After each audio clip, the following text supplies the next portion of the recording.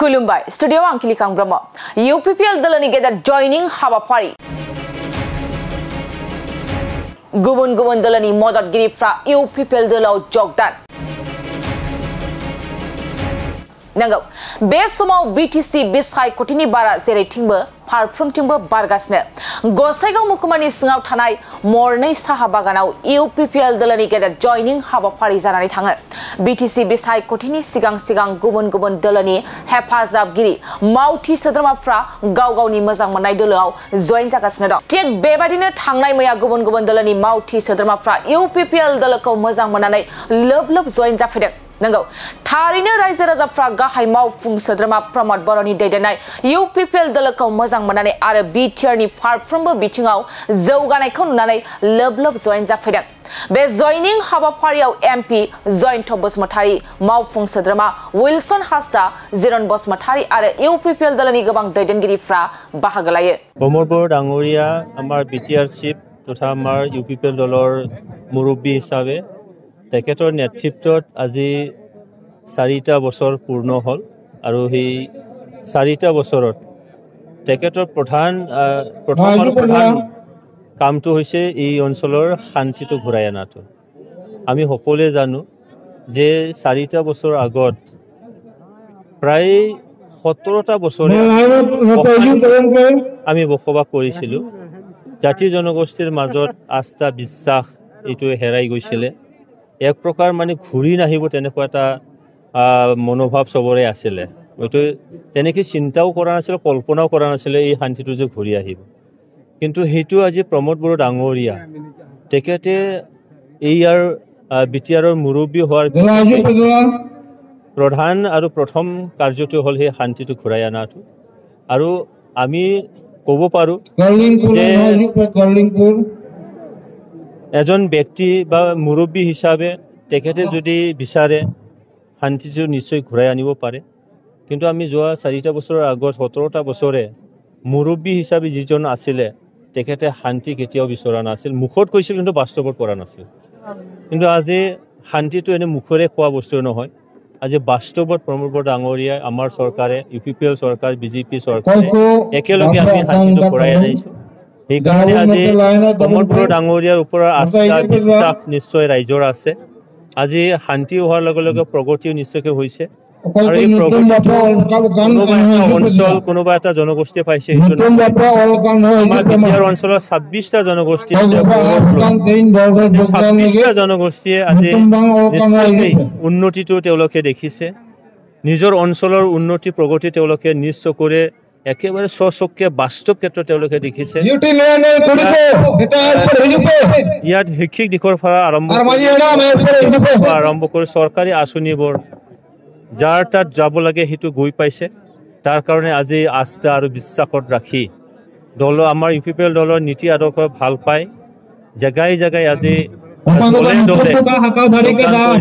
মৰ্নেই ষ্টেটৰ আমাৰ grand programme ইয়ালে কৰিছে বিশেষকৈ সান্তাল উৰাও মুণ্ডা সেই জনগোষ্ঠীৰ ব্যক্তিসকলে আজি ইয়াত তেওঁলোকে যোগদান কৰিছে তেওঁলোকে নিশ্চয়কৈ কাৰণ আমি জানো যে প্ৰমোদ বড়ো ডাঙৰীয়া আমাৰ বিটিআৰ চৰকাৰৰ নেতৃত্বত আজি ভিজন ডকুমেণ্ট প্ৰত্যেকটো জাতি জনগোষ্ঠীৰ ভৱিষ্যত উন্নয়নটো কেনেকৈ হ'ব ইয়াৰ এটা ৰোড মেপ নিশ্চয়কৈ কৰি উলিয়াইছে তাৰ বাবে আমাৰ এই অঞ্চলত বসবাস কৰা ইন্টেলেকচুৱেল সকল আমাৰ এই অঞ্চলত বসবাস কৰা শিক্ষিত যুৱক-যুৱতীসকলে UPPL দল প্ৰমোদ বড়ো ডাঙৰীয়া আৰু আমাৰ বিশেষকৈ আমাৰ এই গোসাইগাঁও অঞ্চলত শ্ৰীৰামপুৰ অঞ্চলৰ আমাৰ বিশেষকৈ আমাৰ উইলছন হাজদা আছে তেখেতেও ভাল কাম কৰি আছে যিহেতু জনগোষ্ঠীটোৰ উন্নতিৰ কাৰণে কাম কৰি আছে তাৰ কাৰণে আস্থা আৰু বিশ্বাস লৈছে যাৰ কাৰণে আজি ইয়াত গ্ৰেণ্ড এটা জইনিং প্ৰগ্ৰাম লৈছে আৰু আমি আশা কৰিব পাৰো যে আহি থকা সময়ত এই অঞ্চলত বিশেষকৈ UPPLৰ বাহিৰে কোনোবা দলৰ কথা ৰাইজে নিশ্চয় চিন্তা নকৰিব কাৰণ ইয়াৰ দ্বাৰা শান্তি আহিছে ইয়াৰ দ্বাৰা প্ৰগতি আহিছে আকৌ আমাৰ মাজত আস্থা বিশ্বাস নিশ্চয়কৈ ঘূৰাই আনিছে শান্তিটো আমি চিৰযুগমীয়া কৰিব লাগিব আমাৰ প্ৰগতিটো একদম একেবাৰে স্পীডত লৈ যাব লাগিব তাৰ কাৰণে এই আস্থা বিশ্বাসৰ এটা এইটো হ'ল এটা নামাঙ্কন প্ৰচাৰ বুলি আমি ধৰিব নোৱাৰো। স্যাৰ, আমাৰ এইটো নিৰ্বাচনৰ প্ৰচাৰ বুলি আমি ক'ব নোৱাৰোঁ, কিয়নো নিৰ্বাচন আমাৰ এতিয়ালৈকে বহুত দূৰত আছে। প্ৰায় 6 মাহমান পিছতে হয়তো নিৰ্বাচনটো হ'ব, কিয়নো UPPL চৰকাৰ হিচাপে মানে শপত গ্ৰহণ লৈছিলে ডিচেম্বৰ মাহৰ 15 তাৰিখে। তো এই হিচাপে দেখা যায় আজি জানুৱাৰী মাহ, এইকাৰণে ডিচেম্বৰ আহিবলৈ কমচে কম 11 মাহমান আছে।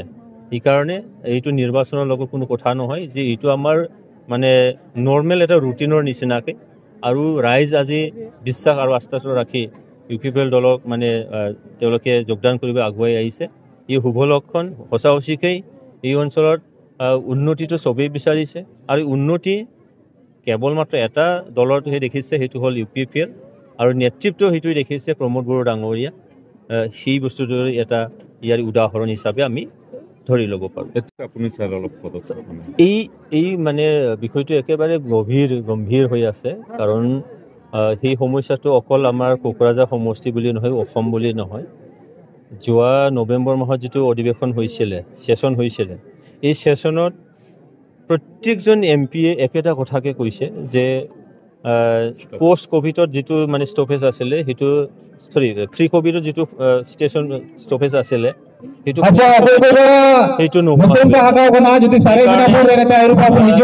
মন্ত্ৰীৰ ফালৰ পৰা এটা কথা কৈছে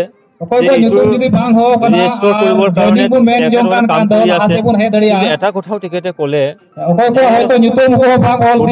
ভাৰতৰ ষ্টেচনবোৰক আৰু মডাৰ্ণাইজেশ্যন কৰি থকা হৈছে। তাৰ কাৰণে কিছুমান ট্ৰেইনটো নৰ্মেলি যিখিনি ট্ৰেইন চলি আছিলে সেইটো কৰিবলৈ হ'লে মানে কাম কৰাত অলপ অসুবিধা হ'ব পাৰে।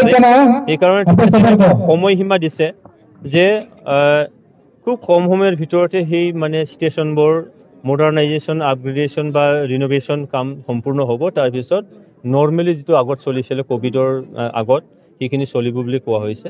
আৰু এনেও মই জনাত এতিয়া প্ৰত্যেকজন MPৰ ফালৰ পৰা সেই একেটা প্ৰশ্নকে কৰা হৈছিলে, যাৰ কাৰণে খুব কম সময়ৰ ভিতৰত আমি কিছু ট্ৰেইন পাবলৈ নিশ্চয় সক্ষম হ'ম।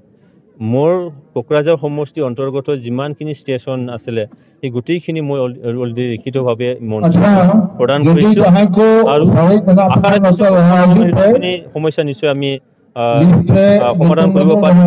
আৰু অহা 24 তাৰিখে আমাৰ এটা মিটিং ৰাখিছে, মোকো মাতিছে, আৰু তাত এইখিনি কথাও মানে নিশ্চয়কৈ বলিষ্ঠভাৱে উত্থাপন কৰিম। ইয়াৰ বাহিৰেও কিছুমান আমাৰ ROB লাগে, জাগা ROB লাগে, গোসাইগাঁৱত তাৰমানে লাগে বা তেনেকৈ লাগে, গোটেই সেই ট্ৰেইন লাইনবোৰত এই আণ্ডাৰপাছটো লাগে।